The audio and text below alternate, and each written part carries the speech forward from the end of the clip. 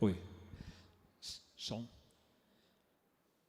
Queridos irmãos, bom dia para todos vocês. Desculpem aí esses 5 minutinhos aí que nós perdemos aqui para conectar aqui, mas agora vai tudo bem.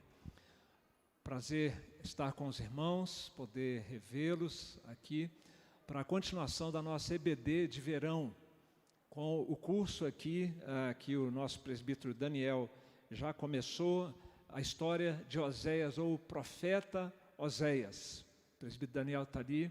Se eu falar alguma coisa errada, você me corrige. Você estudou há mais tempo que eu o livro. E nós vamos então, meus irmãos, dar sequência aqui no nosso tema, que é o profeta Oséias. Nós amamos porque ele nos amou primeiro.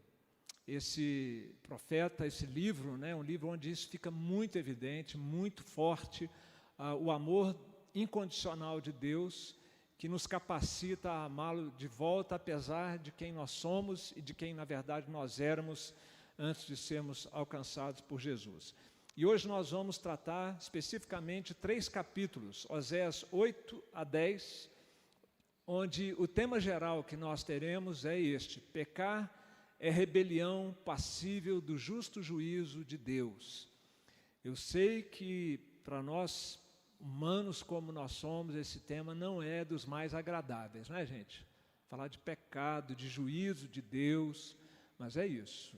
Se a gente, lembrando aqui o que um puritano, pastor puritano do século XVII, se não me engano, Thomas Watson falou: Cristo não será doce enquanto o pecado não for amargo. Se nós não entendermos, não vivenciarmos, não sentirmos, bem conscientes, o amargor do pecado, nós não daremos o devido valor a Cristo e ao privilégio, ao prazer que nós termos com Ele uma aliança e sermos por Ele redimidos. Então esse é um passo necessário no Evangelho, nós tratarmos do pecado e do justo juízo que o pecado traz sobre nós. Vamos ler juntos essa passagem para a gente aquecer aqui, irmãos? Vamos lá?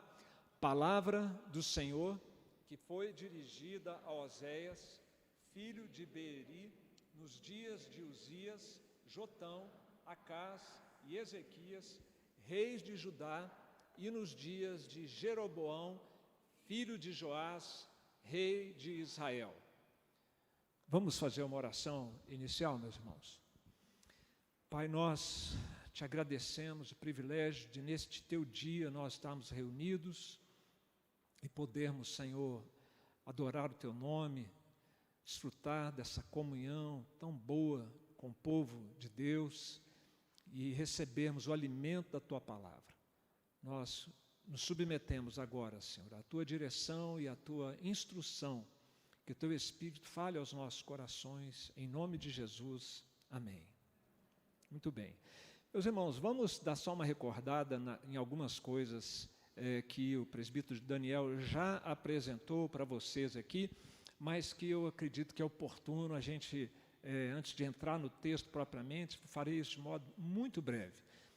Onde fica o livro do profeta Oséias? Depois desse curso, você não precisa mais ficar perdido lá, mexendo as páginas para um lado, para o outro, procurando esse tal de Oséias, no meio de 66 livros que tem na Bíblia. É fácil, é o primeiro dos 12, né? Aliás, é assim que os judeus chamam os profetas menores, os 12. São 12 profetas. Ele é o maior deles e é teologicamente o mais completo dos profetas menores. Tem esse dado também muito importante. Ele vai tratar da aliança, do juízo, de esperança. Então, é uma abrangência bem extensa dos temas teológicos. E como o presbítero Daniel mencionou, ele foi o único profeta que tratou e abordou o reino do norte. E você está vendo ali a antiga nação de Israel dividida, né, fracionada ali entre norte e sul. Eu acredito que se você é um leitor da Bíblia, já leu o Velho Testamento, você já entende bem esse contexto ali, né? Até o rei Salomão, o reino era um só. Começou com Saul, Davi e Salomão. Aí veio o filho de Salomão, Roboão, quis fazer graça, quis dar uma de durão. Então 10 tribos falaram: ok, então vocês ficam aí para baixo, que nós vamos aqui para cima, nós vamos ter um reino independente aqui de Judá, de Jerusalém, e eles então começaram com o reino do norte. E uma coisa que tem a ver com o nosso profeta aqui, é que nesse momento da divisão, eles tomaram uma iniciativa. Se a gente não fizer nada, as 10 tribos vão estar sempre indo para Jerusalém para adorar lá no templo. Então nós temos que fazer alguma coisa. Nós temos que ter adoração aqui também. Senão nós vamos perder esse povo. Daqui a pouco eles estão todos de volta lá com Davi, com a descendência de Davi, com a dinastia de Davi. E então eles fundiram 2 bezerros de ouro. Um foi colocado em Dan, o outro foi colocado em Betel.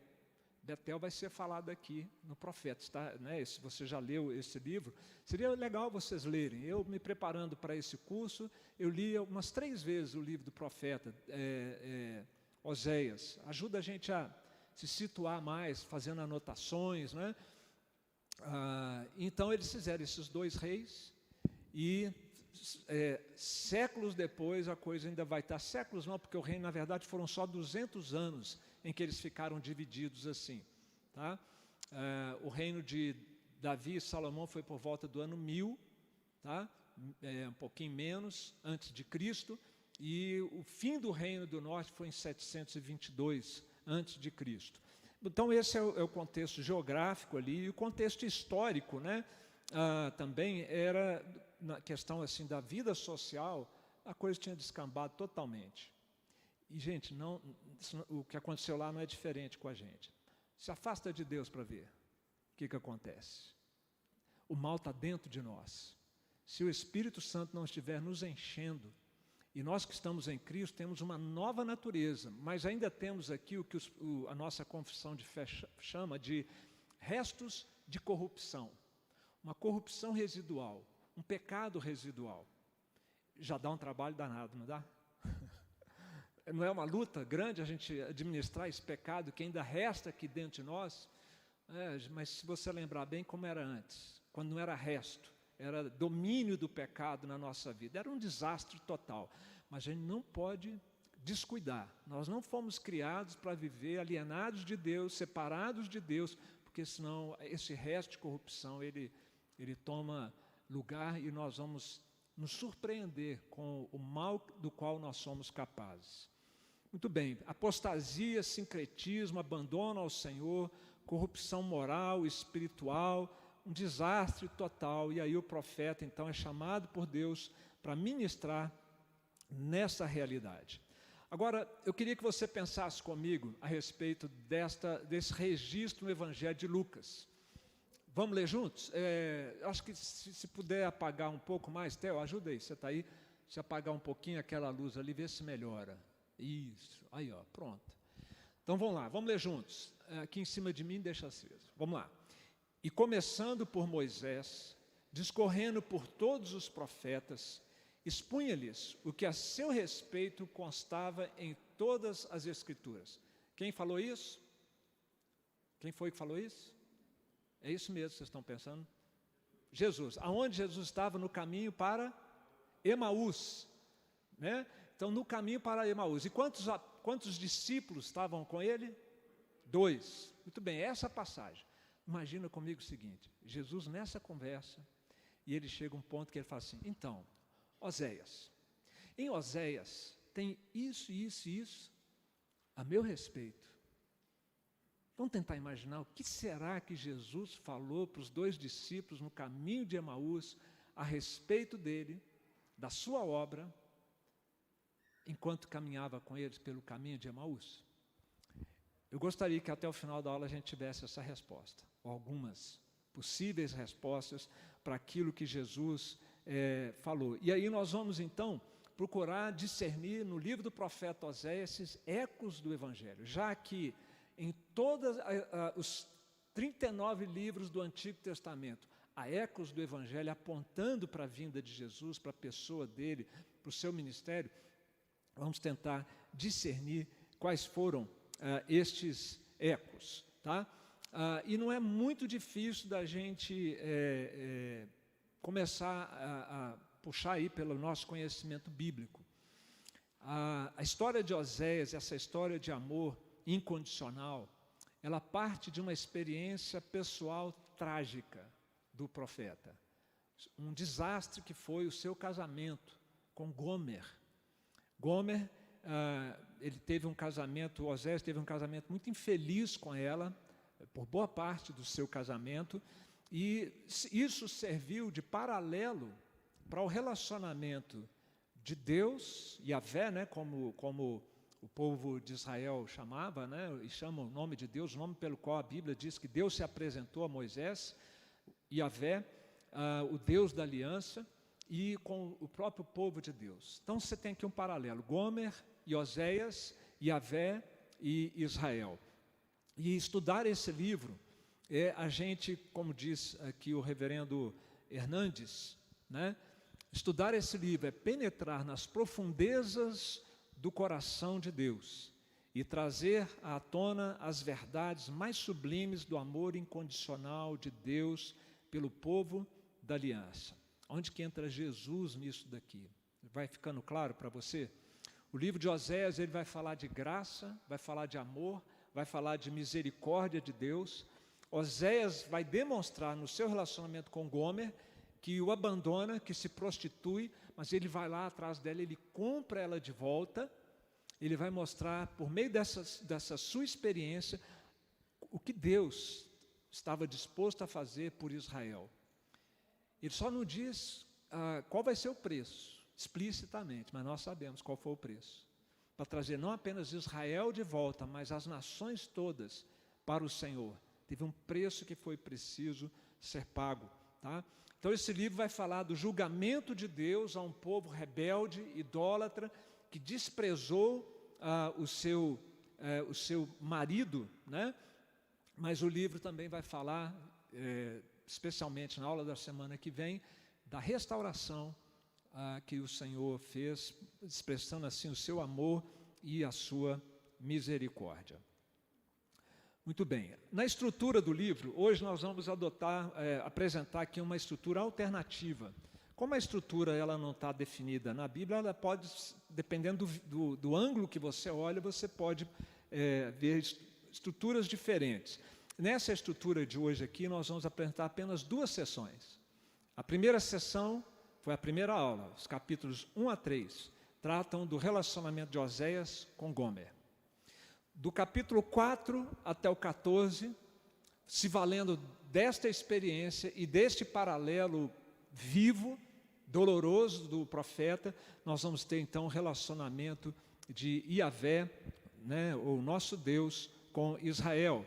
E nessa parte então dos capítulos, vamos lá, aqui do capítulo 1 a 3, o casamento de Yahvé e Israel ilustrado, nós já vimos então, semana passada, a dor de Yahvé pela infidelidade da sua esposa Israel, e hoje, o julgamento divino e o castigo de Israel. E na próxima semana, o amor fiel de Yahvé curando e restaurando o seu povo. E agora, vamos dizer, vocês estão vendo que eu estou como se eu estivesse partindo do maior para o menor aqui, olhando cada vez mais para dentro, e daqui a pouco nós entramos no texto. Na sessão de hoje, então, nesses 3 capítulos, 8, 9 e 10, o capítulo 8 vai falar da colheita que Israel iria colher, uma colheita de tormentas, por causa das sementes que Israel havia plantado, na quebra da aliança com o Senhor. No capítulo 9 fala da prestação de contas, e no final, do restante do capítulo 9 e capítulo 10, mostra a tolice das falsas esperanças que Israel vinha nutrindo quando achou que podia viver sem o Senhor. Tá? Então, qual que é a ideia aqui, meus irmãos? Até aqui foi feito o diagnóstico da situação de Israel, o diagnóstico espiritual. Agora é o prognóstico. Olha, com essas manifestações que vocês estão tendo, com essas atitudes que vocês estão tendo, o resultado vai ser esse aqui. Se não houver um tratamento, olha, não há o que fazer. Tá? Então, identificados os sintomas, agora é preciso tomar consciência do desfecho que a doença pode trazer. E o que se pretende com isso? Um estímulo à busca do remédio. O Evangelho não faz exatamente isso? Na evangelização nos nossos dias, as pessoas estão esquecendo, essa abordagem é bíblica, é do Espírito Santo, mas nós estamos mais preocupados com a popularidade do Evangelho. Sabe como é que o pessoal hoje está evangelizando? Tem métodos de evangelização que ensinam a fazer isso. O céu. O céu é um lugar maravilhoso. Não tem doença, não tem morte. Você quer ir para o céu? Então, aceita Jesus. Vamos fazer uma oração agora e entrega a sua vida para Jesus. Qual o louco que vai falar que não quer ir para o céu? Quem é que vai falar que não quer ter uma vida boa, perfeita, sem doença, sem morte? Todo mundo quer. Então aceita Jesus aí, vai lá, fecha o olho, vem à frente aqui, vamos aceitar Jesus. Se você vier à frente, você vai ser recebido lá no céu por Deus. Não é assim que evangeliza. Não é assim que Deus trata com o seu povo, não é assim que Deus trata com o pecador. Ele fala, pecado é grave, é rebelião, e isso vai te condenar. Você está indo por um caminho que vai ser terrível para a sua vida. Aí a pessoa fala, opa, é assim que eu estou? Então, peraí, qual é o remédio? Percebe a diferença? Então, nós vamos entrar agora no texto, tá? E aqui tem a citação do Thomas Watson. Essa é a abordagem que a palavra de Deus nos ensina a respeito da evangelização e a respeito do nosso relacionamento com Deus. O pecado tem que ser tido como de fato ele é, amargo. E nós somos tão terríveis como seres caídos que somos, né, até encontrar a Cristo, que nós muitas vezes temos orgulho do pecado. Aliás, hoje em dia está assim, né? Tem campanhas midiáticas que promovem o pecado como sendo uma coisa louvável. Isaías 5:20, se eu não me engano, é que diz isso, né? Ai daqueles que chamam o mal bem e que põem o doce por amargo e o amargo por doce. Uma inversão total de valores, né? Então, e como é que muda isso? É a palavra de Deus, meus irmãos. Quando a palavra de Deus é apresentada para nós, ela nos pega de jeito e mostra quem nós somos.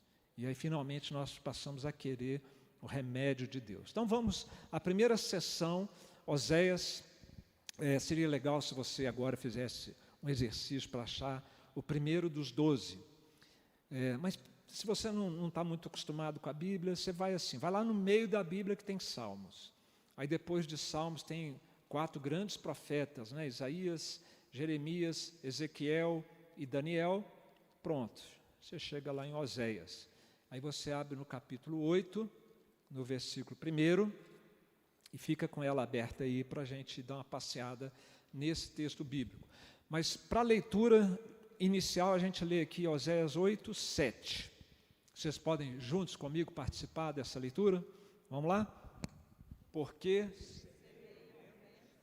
cegarão tormentas, não haverá seara, a erva não dará farinha, e se a der, comerão os estrangeiros. Muito bem, daí a ideia então dessa sessão de tormentas sendo colhidas. Semearam ventos e colheram tormentas, que refletiram inclusive na economia do país. Tá? A pergunta, quais ventos Israel semeou para colher essas tormentas? Nós temos que lembrar aqui que historicamente, daqui a pouco, eles vão ser exilados no reino da Síria. Eu vou mostrar um mapinha daqui a pouco para vocês facilitarem essa localização geográfica. Mas tem um grande poder, uma superpotência, que está ameaçando os países menores. Algo parecido com o que a Rússia está aí ameaçando fazer todo dia lá com a Ucrânia, não é isso?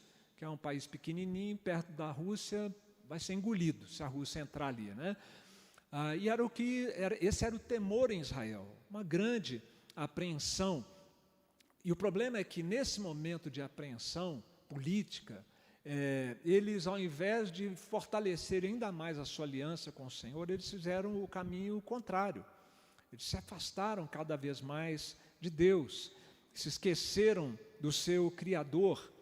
Isso vai estar escrito aí nessa sessão de Oséias 8 em diante, né, fala que, deixa-me ver aqui se eu localizo rapidinho, daqui a pouco eu mostro onde está, mas a infidelidade de Deus com Deus, na aliança do Senhor com ele. Versículo 1. Emboca a trombeta, ele vem como a águia contra a casa do Senhor, porque transgrediram a minha aliança e se rebelaram contra a minha lei. Veja capítulo 6, verso 7, está aí mesmo, provavelmente na mesma página. Mas eles transgrediram a aliança como Adão.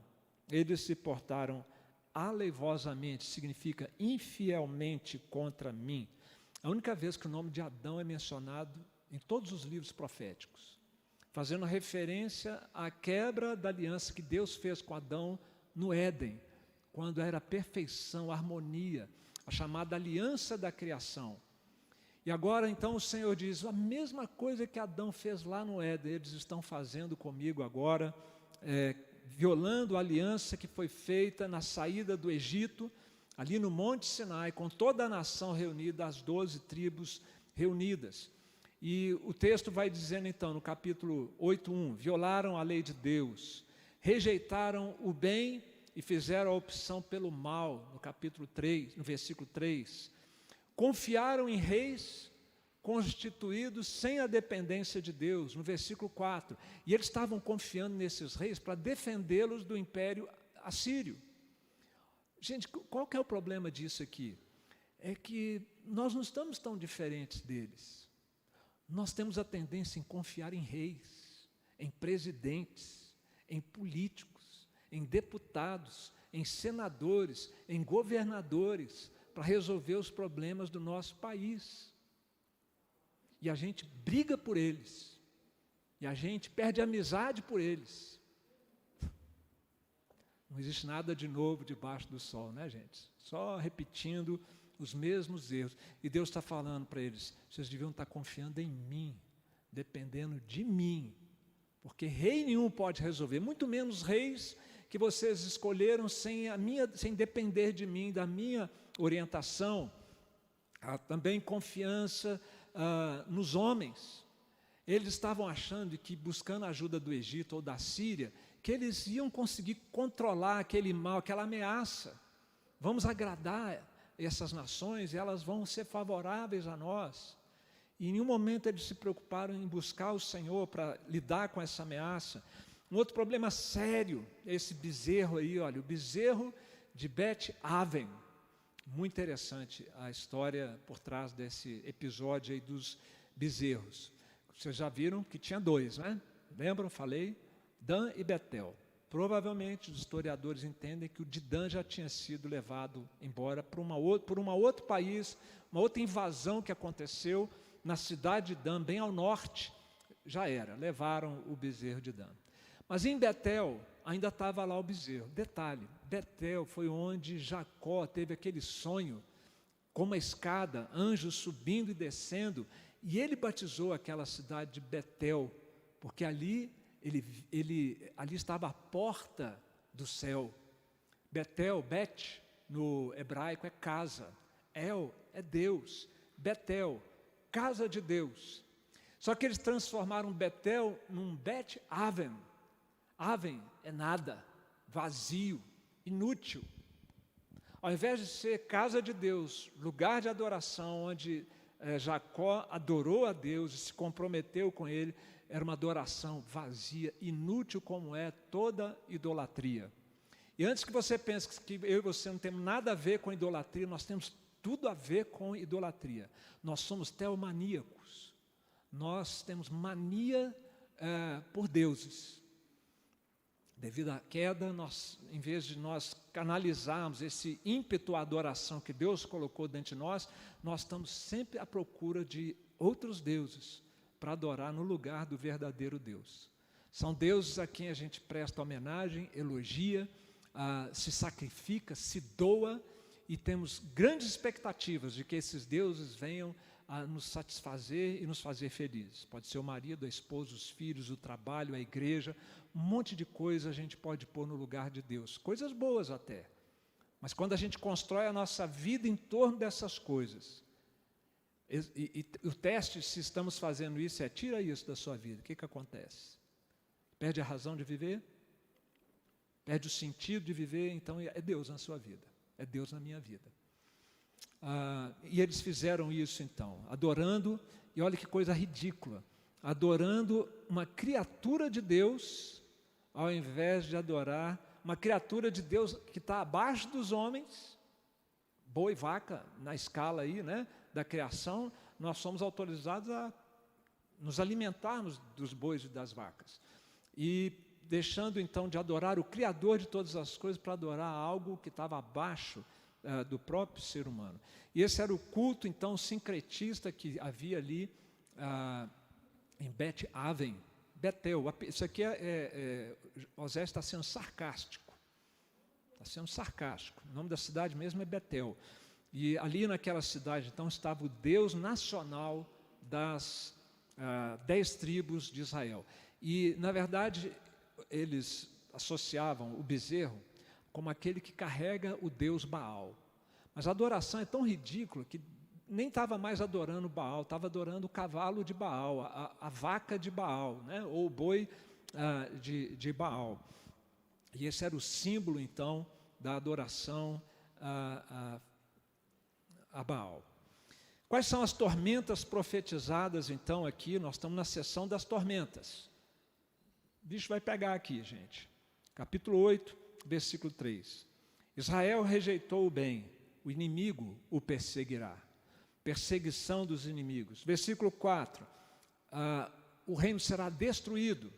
Versículo 7. Carestia, fome. Versículo 8, dispersão da nação no meio das nações e xenofobia. Esse antissemitismo que a gente vê no mundo todo, tem uma explicação até espiritual para isso, né? O povo da aliança, se estivesse firme em aliança com Deus, Deus o protegeria de todas as nações. Mas no momento em que Israel se rebela, quebra a aliança, Deus deixa à mercê das outras nações. Não que a gente deva aprovar, nem estimular, né, o antissemitismo, só uma explicação. E aqui fala de exílio, no capítulo 8, verso 13, olha que interessante. Capítulo 8, 13, no finalzinho. Agora se lembrará da sua iniquidade e lhe castigará o pecado. Eles voltarão para o Egito. Versículo 3 do capítulo 9 também fala disso. Na terra do Senhor não permanecerão, mas Efraim tornará ao Egito, e na Síria comerá coisa imunda. E tem um outro lugar aqui que fala do Egito, capítulo 11, verso 5. Não voltarão para a terra do Egito, mas o assírio será seu rei, porque recusam converter-se. Afinal, vão para o Egito ou não vão voltar para o Egito? 2 versículos falam que eles voltarão para o Egito. Um fala que eles não voltarão para o Egito, mas que eles irão para a Síria. A ideia aqui, meus irmãos, é a seguinte: Deus trouxe Israel do Egito, fez com eles uma aliança e falou: essa minha terra eu dou para vocês. Eles quebraram a aliança, falou: essa terra é minha. Se vocês não vão ficar em aliança comigo, então nós vamos reverter o acordo, o pacto que nós fizemos. É como se vocês então agora estivessem voltando para o Egito, só que vocês não vão voltar para o Egito, na direção sudoeste. Vocês irão agora na direção nordeste, para a Síria. Lá vocês terão um novo rei. Muito bem, meus irmãos, essa é a nossa primeira sessão. Essa ideia, como eu disse, do juízo de Deus não é confortável para nós, mas o Criador aqui, ele está exercendo o seu direito sobre suas criaturas, de requerer que nós vivamos de acordo com a sua lei, com as regras que Ele criou para o nosso bem, para uma vida de harmonia com Ele, com o próximo, de paz interior. Então não são regras arbitrárias, não são leis abusivas, são leis fruto do amor de Deus para abençoar a sua criação. E o Senhor então Ele exerce o direito, no caso de nós não vivermos de acordo com a sua lei, como era a situação ali, Ele exerce juízo. Salmos 7:11 diz assim: Deus é justo juiz, Deus que sente indignação todos os dias. Faz parte da natureza santa e justa de Deus, reprovar o mal. Não é melhor assim do que o que nós estamos vendo hoje na nossa sociedade? O pessoal batendo palma para o mal, palma para a desonestidade, palma para a imoralidade, né? Palmas para tudo que há de ruim na sociedade, o certo sendo punido e o errado sendo premiado. Deus não faz assim. Deus é justo juiz, Deus que sente indignação todos os dias. Muito bem. Quais são os ecos do Evangelho que nós encontramos nessa primeira sessão que fala de uma colheita de tormentas para o reino do norte na época do profeta Oséias? O que nós temos aqui nessa passagem, então, meus irmãos, é que o diagnóstico e o prognóstico aos olhos de Deus são certeiros. Deus sabe como lidar com o pecado e com o pecador.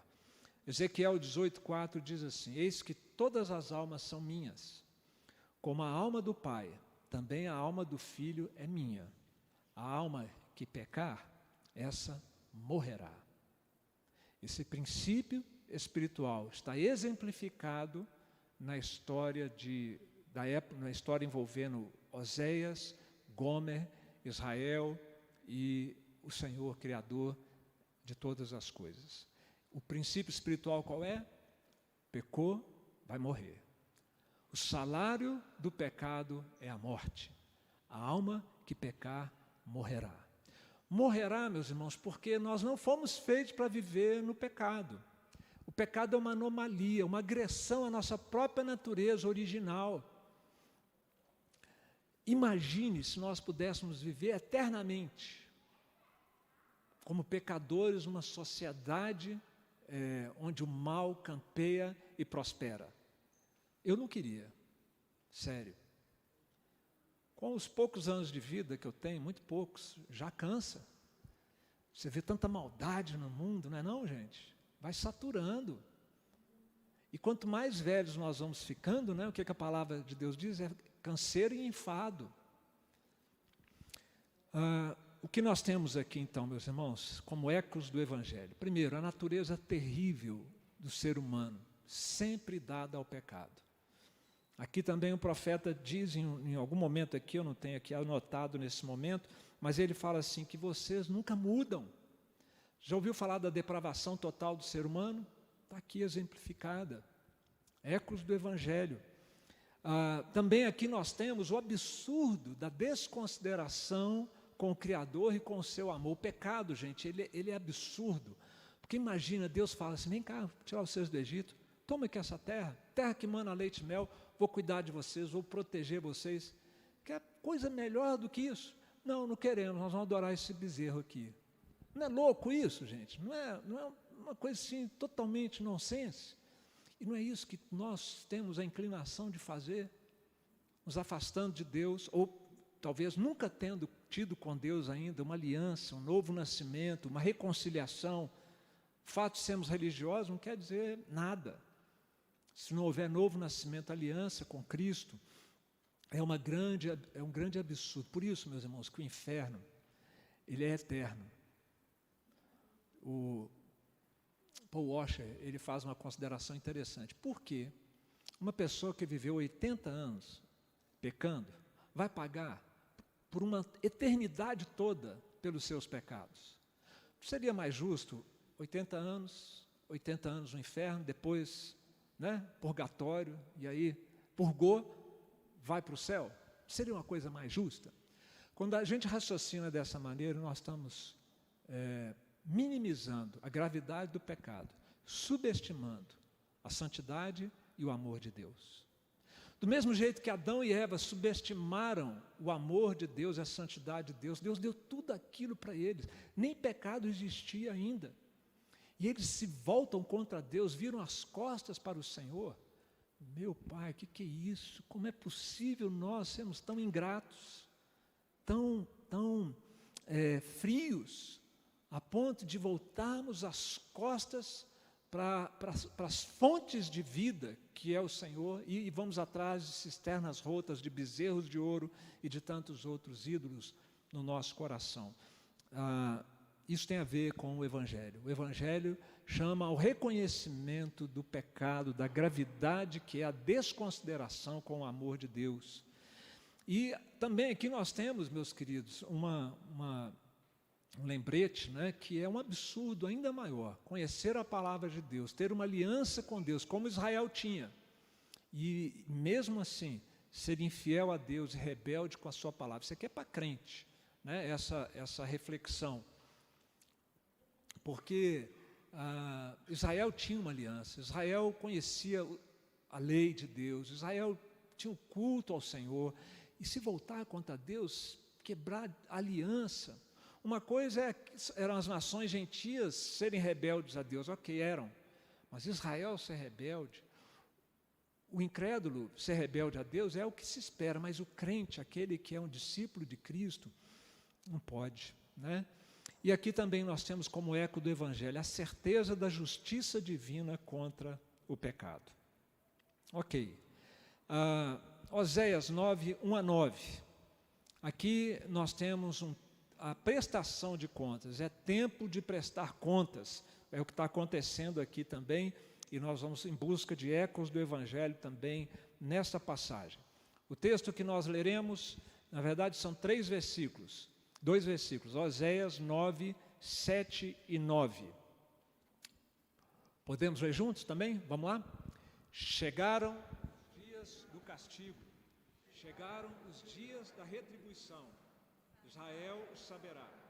O seu profeta é um insensato, o homem de espírito é um louco. Por causa da abundância da tua iniquidade, ó Israel, e o muito do teu ódio, muito profundamente se corromperam, como nos dias de Gibeá. O Senhor se lembrará das suas injustiças e castigará os pecados deles.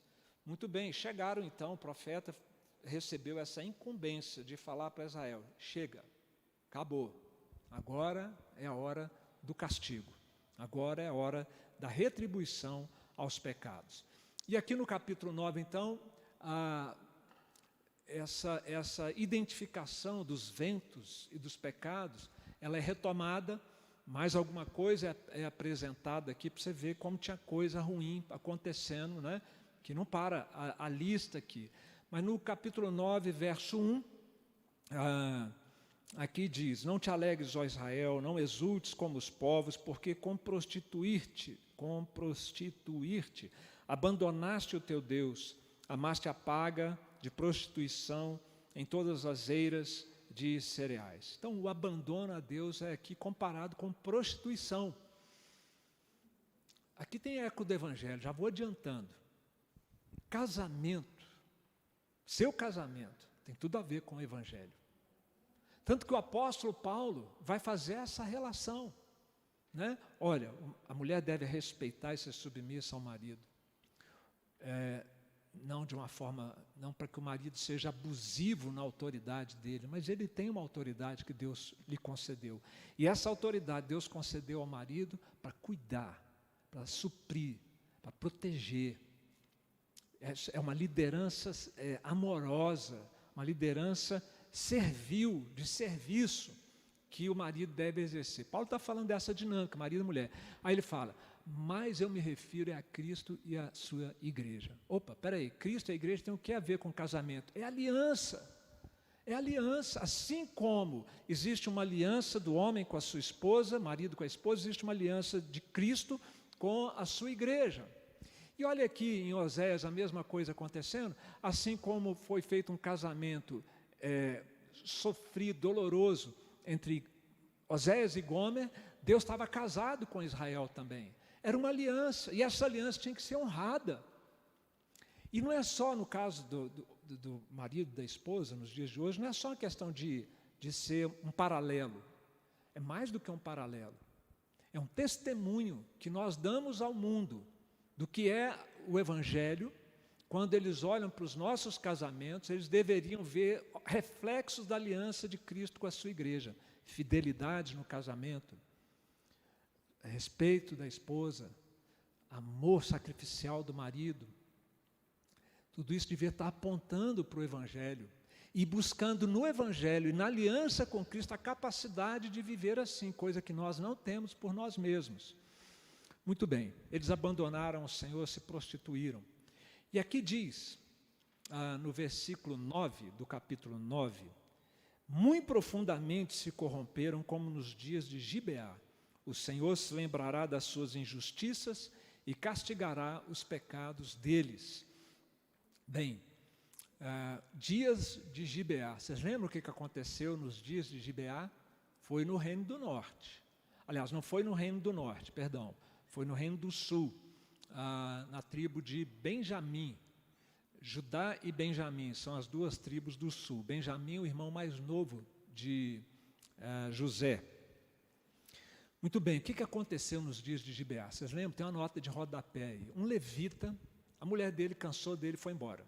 Ele casou com ela, pegou ela em Belém, ela se indispôs lá com ele, foi embora para Belém. Ele foi atrás dela para reconciliar com ela.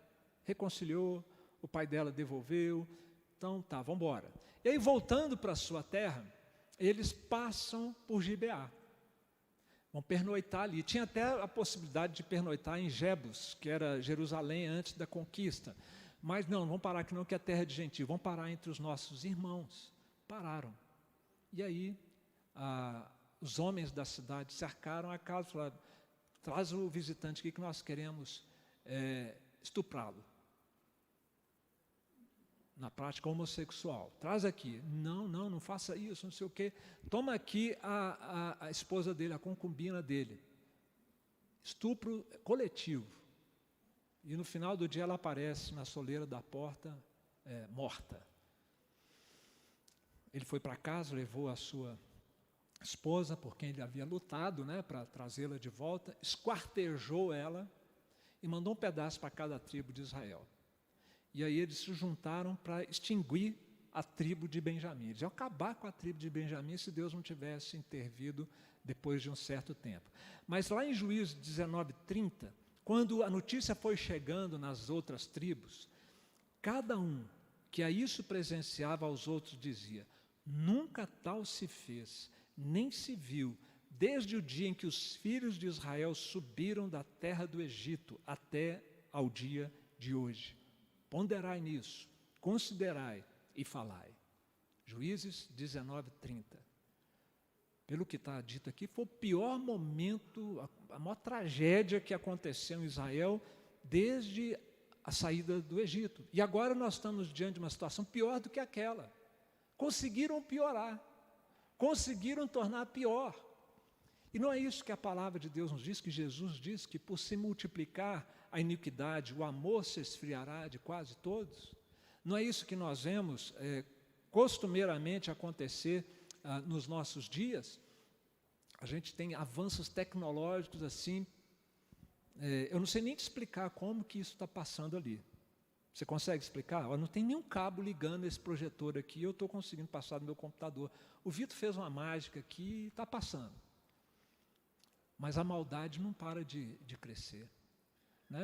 A tecnologia, a ciência avançando absurdamente, mas o mal se multiplica e o amor se esfria de quase todos. E haverá uma hora de prestação de contas para toda a humanidade, como houve para Israel naquele contexto. Essa é a mensagem do Evangelho. Esse é o lado amargo do Evangelho. O Evangelho não doura a pílula. E o que aconteceu com Israel depois disso foi vamos dizer, um aperitivo, uma amostra do que vem pela frente para todo o mundo. Olha lá, você tem ali Jerusalém, e você tem Samaria. Nós estamos falando do Reino do Norte. Samaria, capital do Reino do Norte, está ali de verdinho. O Império Assírio, daquela cor maior ali, naquele arco maior, que englobava a Babilônia, o Império Babilônico, que veio depois, e chegava até a região do Egito ali. Então, tudo aquilo dali era a Síria, mas lá no norte está Nínive, a capital.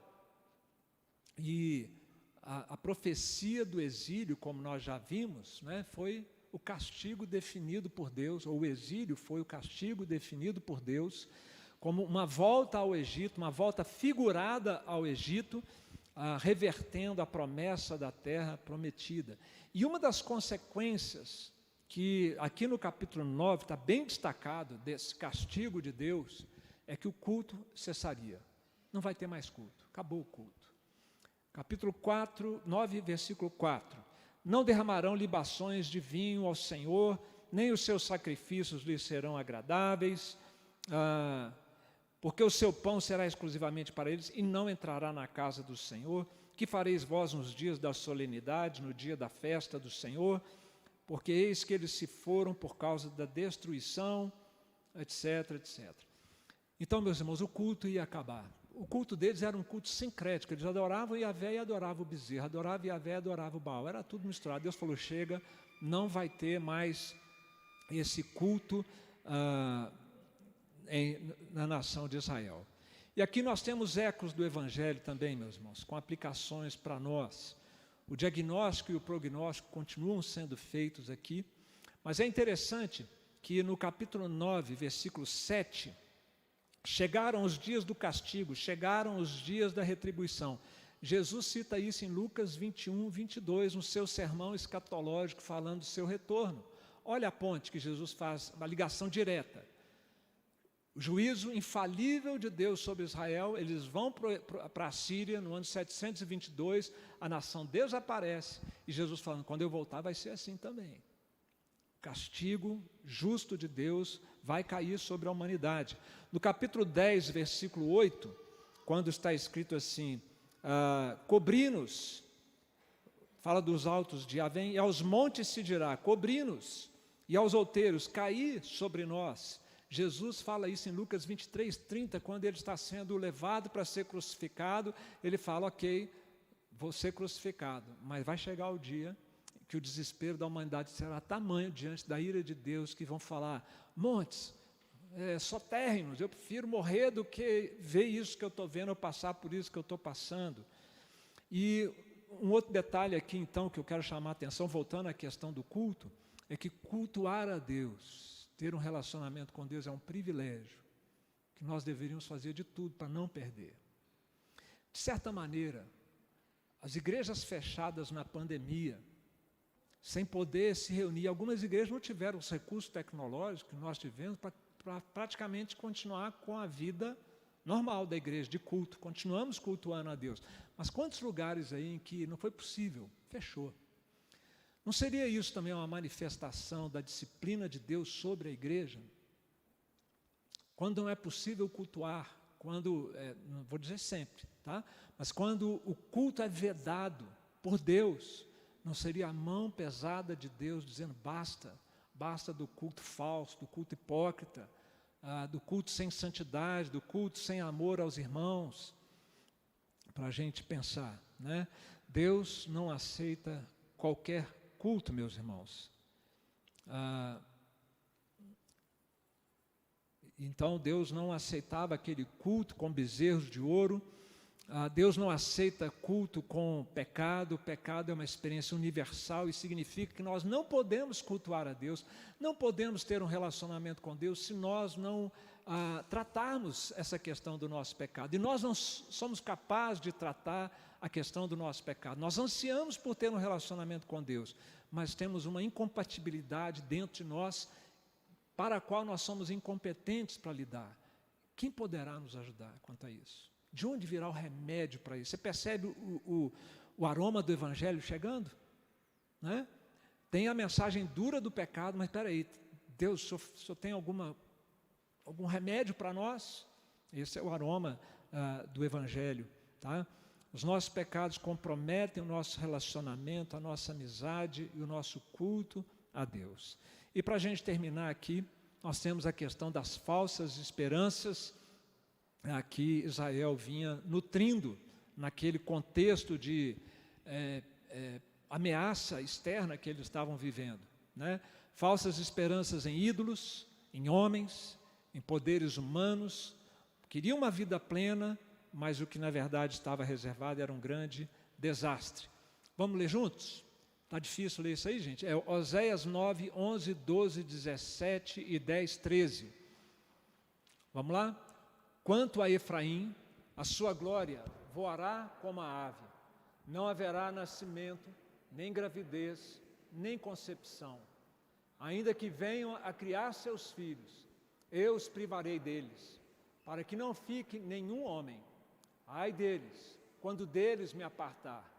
Meu Deus os rejeitará, porque não o ouvem, e andarão errantes entre as nações.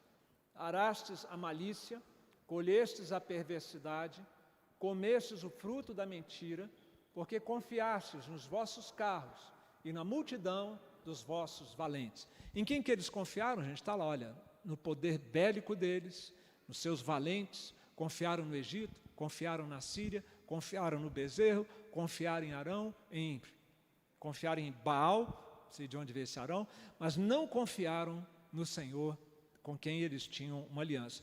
Por isso eram falsas esperanças e o desastre estava ali iminente para acontecer com eles. Como ecos do Evangelho, aqui eu passo mais rapidinho, nosso tempo está acabando, tá? Nós temos nesse episódio, então, todo, né, mostrando, como eu mencionei, a estupidez de sermos ingratos a Deus. Gomer passou por isso. Quanta ingratidão ela teve para com o seu marido? Foi se prostituir.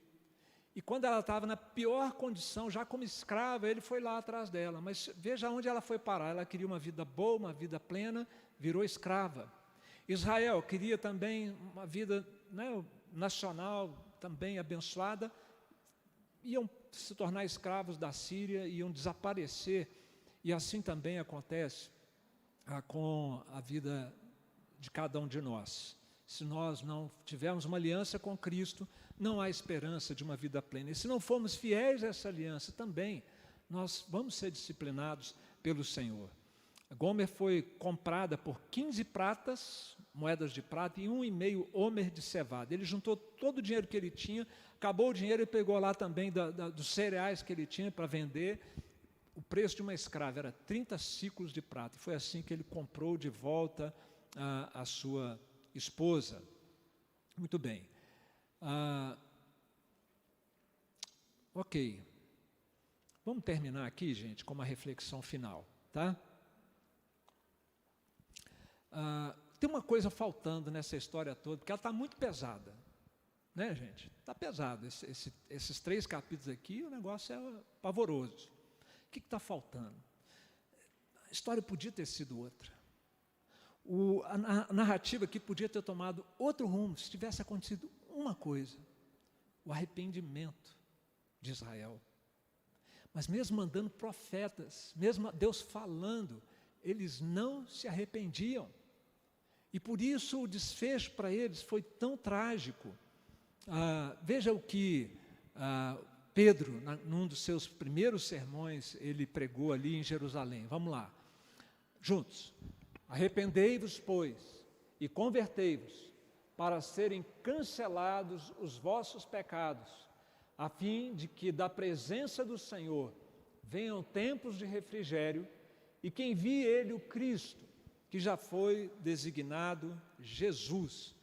Aqui então, veja só, tem 2 coisas ali que é preciso para a história da nossa vida ser diferente da história de Israel: arrependimento e confiança em Cristo. Sabe por que precisa ter confiança em Cristo? Porque só arrepender não é garantia de perdão de pecados. A pessoa pode se sentir mal pelo que fez, mas ela não reconhece que o pecado é grave e que ela não pode pagar por ele, porque Cristo pagou por ela. Então ela se arrepende e coloca a sua confiança em Cristo. Eu me arrependo e conto com o perdão de Jesus, porque Ele morreu na cruz no meu lugar. Tem que ter as 2 coisas. A conversão é uma moeda de 2 lados: arrependimento e fé, fé e arrependimento. E eu quero terminar deixando mais claro o que é arrependimento, para a nossa edificação, porque todos nós vamos precisar nos arrepender uma hora ou outra. O mesmo Thomas Watson diz que para os santos o pecado é um espinho nos olhos e ele se arrepende. Para os ímpios é uma coroa na cabeça, é motivo de orgulho. Falei e falo de novo: eu sou assim eu não vou mudar nunca. Olha aí a pessoa orgulhosa, se vangloriando do seu pecado, não é? Então, o que é de fato arrependimento? Thomas Watson, ele escreveu um livro sobre a doutrina do arrependimento. E ele identifica algumas marcas de um arrependimento verdadeiro. Eu termino com isso. A primeira marca, percepção do pecado. Você tem que enxergar o seu próprio pecado. E nós não somos capazes disso. Quem há que possa discernir as próprias faltas? Por isso, o salmista que falou essas palavras também diz: sonda-me, Senhor, prova-me, conhece os meus pensamentos, vê se há em mim algum caminho mau e guia-me pelo caminho eterno. Então, nós temos que enxergar o nosso pecado. Faça disso um propósito espiritual, você que é um crente. Senhor, eu quero enxergar aquilo onde eu estou desagradando o Senhor. Me mostra, Senhor. Percepção do pecado. Segundo, tristeza pelo pecado. Um pai da igreja chamado Ambrósio, ele diz que essa tristeza pelo pecado é a amargura da alma. Suporto tristeza por causa do meu pecado. Salmo 38, 18. O pecado tem que doer na gente, porque dói em Deus. A gente não pode ter aquele gostinho assim, pequei, mas foi bom, viu? Foi bom, falei o que tinha que falar. Ou aquele prazer, é pecaminoso, mas é bom. Né? Tem tantos prazeres ilícitos aí, mas é bom. Não, se arrependimento verdadeiro é você, ai Deus, como eu fui capaz de fazer, de pensar, de falar aquilo. E quando ele vem de novo, a tentação ali, fala, não Deus, eu não quero isso para a minha vida. Tristeza pelo pecado. Terceira marca de verdadeiro arrependimento, confissão de pecados. Watson disse assim, a tristeza pelo pecado é um sentimento tão forte que vai extravasar de duas maneiras, lágrimas nos olhos, confissão nos lábios. Se há verdadeira tristeza, haverá também confissão a Deus, dando nome aos bois. A quarta marca, vergonha pelo pecado. Ter vergonha do pecado é uma virtude, do tipo daquela que os autores bíblicos diziam ou deixaram registrado. A mim só me cabe o corar de vergonha por causa dos meus pecados. A gente tem que ter vergonha do pecado, e não orgulho dos nossos pecados. Quinto e penúltimo, ódio pelo pecado. Antes de você ter uma aliança com Cristo, e eu também, a gente amava o pecado e detestava a Deus. Nós éramos inimigos de Deus. Agora nós temos que detestar e ser inimigos do pecado, porque amamos ao nosso Deus. E última marca do arrependimento verdadeiro, que é conversão do pecado, é abandonar o pecado.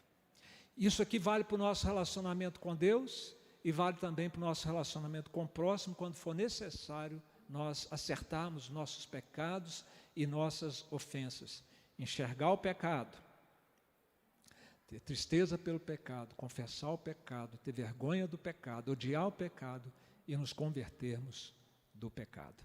Nessa história de amor incondicional do profeta Oséias, primeiro com a sua esposa Gomer, ilustrando o amor incondicional de Deus com Israel e de Cristo pela sua igreja, que a gente leve essa aplicação para a nossa vida. Precisamos nos arrepender verdadeiramente dos nossos pecados, porque pecado é coisa séria, é grave. Precisou de um remédio caríssimo, e desse remédio a gente fala mais na semana que vem. Se você puder depois fotografar esse QR Code e deixar a sua avaliação, a nossa superintendência da EBD agradece. Vamos ficar em pé e encerrarmos com uma oração. Pai querido, agradecemos ao Senhor pela Tua palavra, Senhor, que nos coloca de frente com o Senhor, num espelho, para nós enxergarmos quem nós somos, sem Cristo. E uma vez estando em Cristo, o que em nós ainda precisa ser purificado e transformado. Nós oramos a Deus para que essa mensagem dura do profeta Oséias, na verdade do Senhor, pela pena do profeta, pela experiência do casamento do profeta, nós possamos compreendê-la e ver nela, Senhor, os ecos do Evangelho, que para nos aproximar e nos reconciliar do Senhor, primeiro nos mostram o que precisa ser tratado em nós, tratado por Jesus, graças à sua morte na cruz no nosso lugar. Abençoa-nos, ó Pai, para que nós não sejamos levianos com o pecado, mas que possamos nos arrepender verdadeiramente de todos eles, em todo o tempo em que for necessário. Oramos agradecidos em nome de Jesus. Amém. Muito obrigado, meus irmãos, tá? Até então, mais tarde, no nosso culto das 19 horas. Obrigado aí pela presença de todos.